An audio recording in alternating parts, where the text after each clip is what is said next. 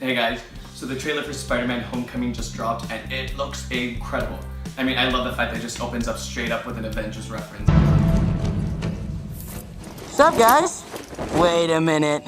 You guys aren't the real Avengers. I mean, that just shows that it's part of the universe, and that's really all what us Spidey fans wanted, was Spider-Man to be part of the Avengers, and it's awesome because they're not going to shy away from it in this film. It's so refreshing to see people who are in high school who actually look like they are the proper age to be in high school. I mean, no offense against Tobey Maguire or Andrew Garfield, but it's just, I mean, you had to really suspend your disbelief to believe they were actually in high school. So it's funny to see that he's be just your average teenage boy who's a total nerd who just happens to be a superhero.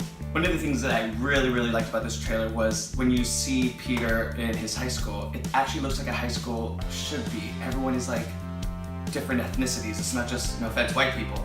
So it's kind of nice to see that they're actually playing that up. I guess they really want to set themselves apart from the other ones, but it's really nice to actually see that they're showing the multi-ethnicities that are actually present in our world in his high school.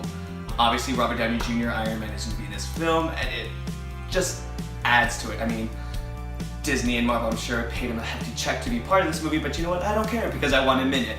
And obviously, he looks like he'll be taking that kind of pseudo-father role for Peter in like real life, and also in the whole kind of learning to become a superhero.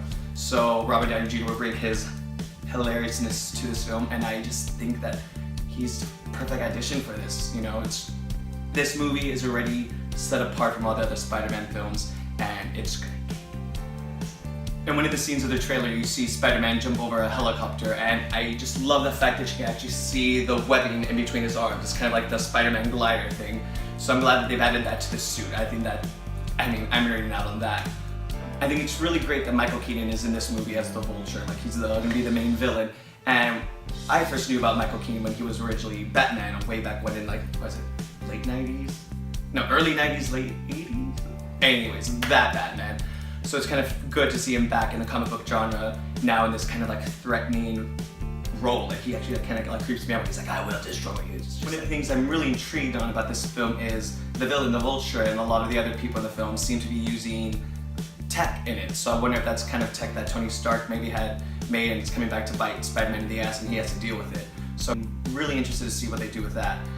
I like how they incorporated a superhero shot for Spider-Man in this film, like in Civil War when Captain America's like holding the helicopter that Bucky's flying away and then holding it to the building. He's like, I like the fact that they've already kind of had that with Spider-Man with his like webs and he's basically holding like the ship together, so that looks awesome. You know, gotta have that superhero shot. So all around, I think this movie's gonna be so awesome. So I'm really looking forward to see the next trailers and see what they add, because Spider-Man Homecoming is gonna be freaking great. And you know, all the people at Sony right now are like, ka-ching! And all the people at 20th Century Fox are like, fuck, we're screwed. X-Men go back.